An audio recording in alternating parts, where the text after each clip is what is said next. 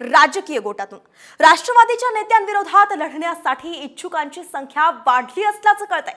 आगामी विधानसभा निवडणुकांसाठी शरद पवार गटाकडे इच्छुकांची भाऊ गर्दी होत असल्याचं समजतंय। राष्ट्रवादीच्या मंत्र्यांच्या विरोधात लढण्यासाठीच शरद पवारांकडे अर्जांचा ढीग साचलाय। आपण पाहतोय येणाऱ्या विधानसभेत सुद्धा पवार विरुद्ध पवार असा सामना रंगणार असल्याची चिन्ह दिसतात। अमळनेरमध्ये अनिल पाटलां